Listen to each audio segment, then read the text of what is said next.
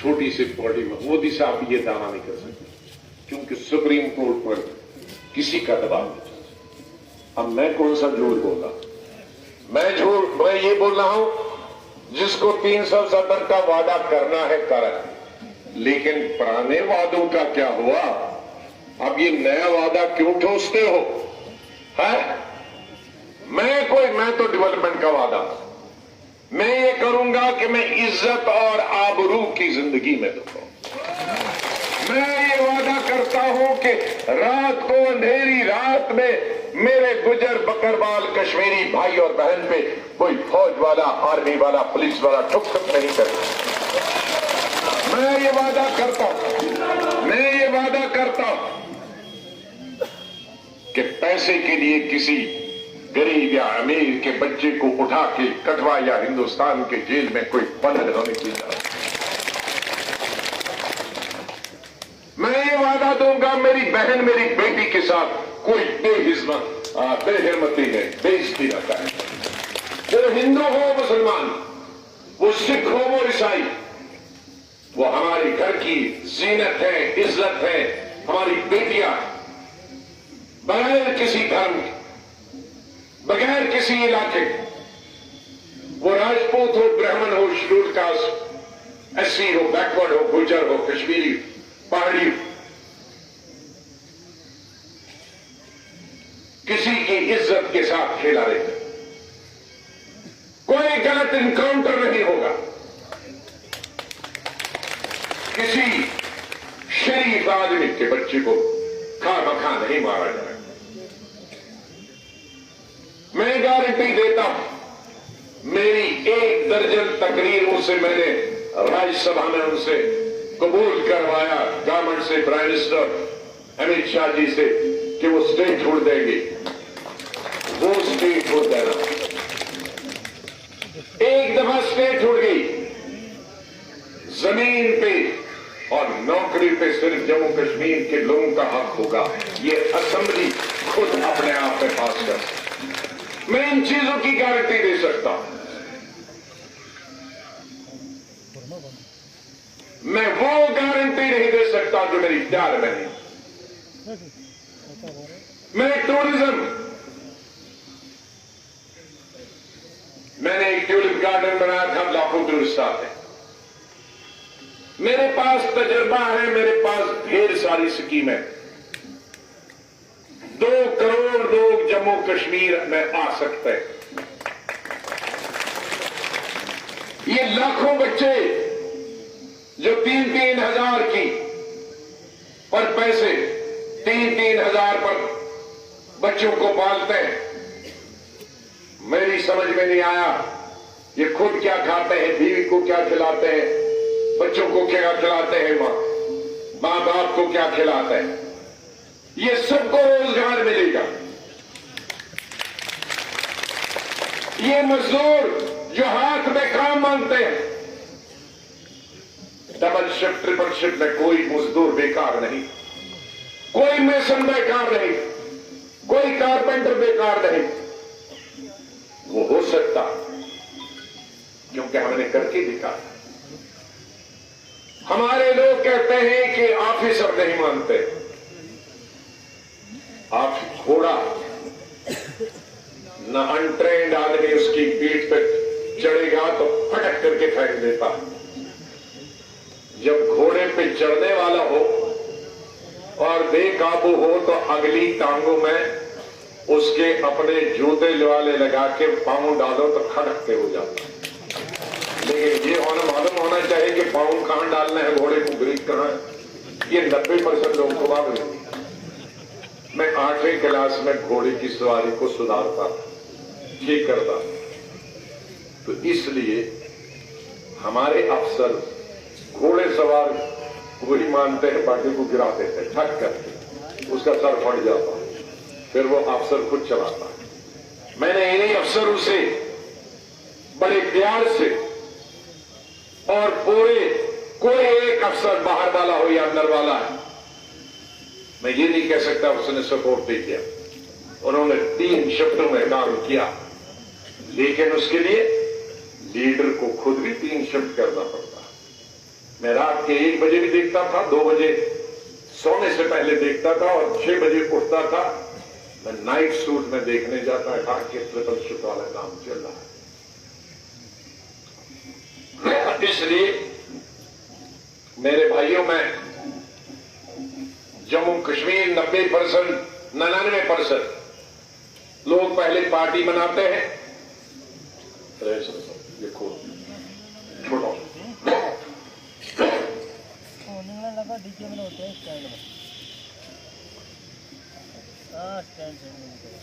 और 5 मिनट। हिंदुस्तान का या दुनिया का मैं पहला वाहिद आदमी होगा जो पब्लिक मीटिंग डेलीगेशन मिलने के बाद पार्टी बना रहा। वरना पूरी दुनिया में और हिंदुस्तान में पहले पार्टी बनाते हैं, झंडा बनाते हैं, फिर उसके बाद लोग जाते हैं। फिर जब वो जाते लोगों के पास तो एयरपोर्ट पे लेने वाला कोई नहीं होता। तो मेरे तजुर्बे ने 50 साल की ही कहा, मैं पार्टी बनाऊंगा, पहले लोगों से पूछूंगा तो मेरा साथ दोगे कि नहीं। जब वो साथ देंगे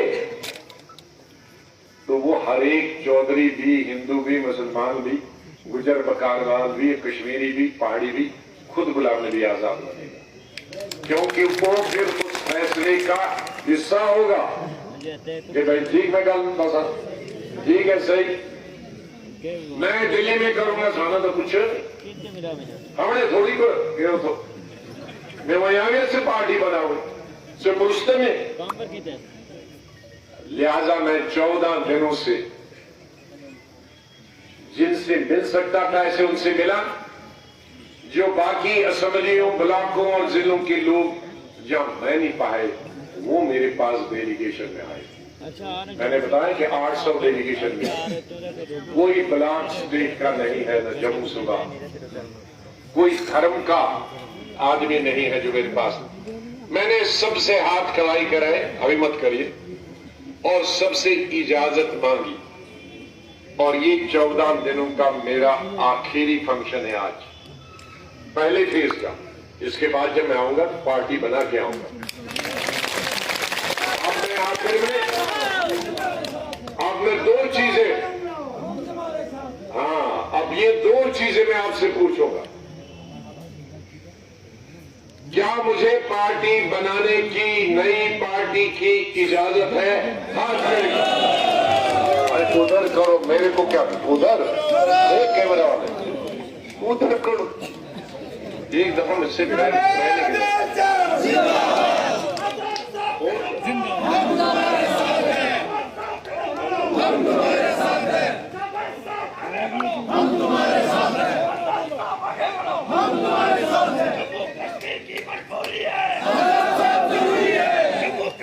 मजबूरी है, जीत हमारी, जीत हमारी, जीत हमारी। आजाद साहब सैनी, आजाद साहब अभी मैंने खत्म नहीं किया। नई पार्टी को आप लोग चलाएंगे, आप उसको पावर में लाएंगे। मेरा जो एजेंडा है खुशहाल कश्मीर बनाने का, उसमें आपका ताउन रहेगा। बाहर किसी मजहब और मिल्लत के उसमें ताउन रहेगा। बहुत बहुत शुक्रिया, खुदा हाफिज, सलाम। डेलीगेशन एक नहीं 5-5, 6-6 डेलीगेशन मिले। मेरे जम्मू कश्मीर आने का मकसद आज और पूरा सियासी तौर पर आने का मकसद मैं आज को बताऊं। कुछ चीजों का मैंने जिक्र बारामूला में किया, कुछ बातों का जिक्र मैंने दिल्ली जम्मू की मीटिंग में किया, भदरवा, डोडा, किश्तवाड़ छात्रों में किया, बारामूला में किया। लेकिन कुछ बातें जो मैं यहां पहली दफा कर रहा हूं,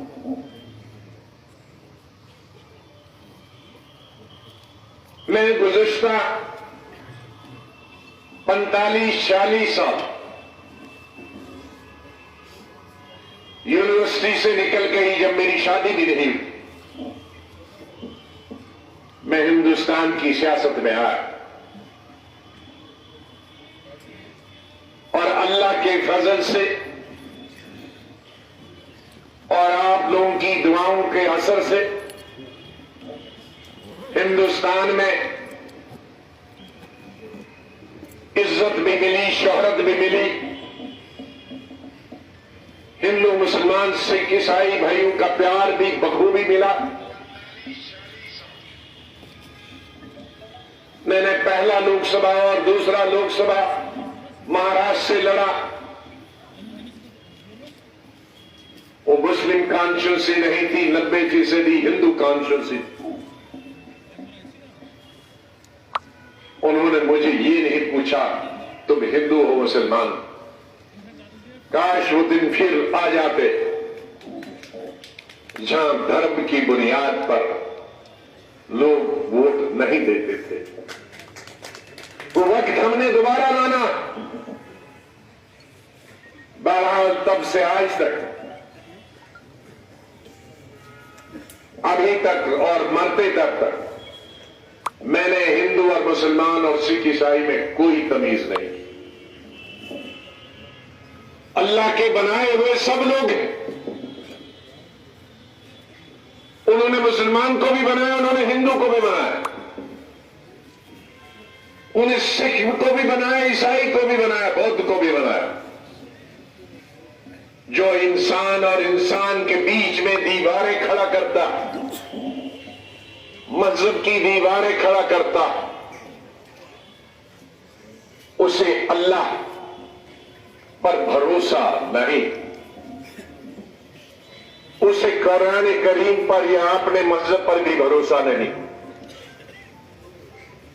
हमारे कुरान शरीफ में लिखा है लकुम दीनकुम वलिद्दीन। अपने मजहब के इज्जत करो, दूसरे मजहब की भी इज्जत करो। इसलिए मुझसे किसी ने हिंदू और मुसलमान के तौर पर बर्ताव नहीं किया और मैंने भी कभी नहीं किया और जिंदा जब तक हो तब तक नहीं करा। अल्लाह ने कहा है इंसाफ करो। वो खाली एक धर्म के लोगों के साथ इंसाफ नहीं, जो भी मजलूम है, जो भी गरीब है, जो भी पसमानदा है, उसका मजहब धर्म कुछ भी हो, उसकी खिदमत करो, उसकी सेवा करो।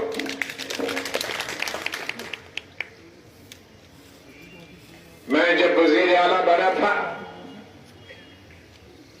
कश्मीर वादी में मेरी पहली तकरीर सोपुर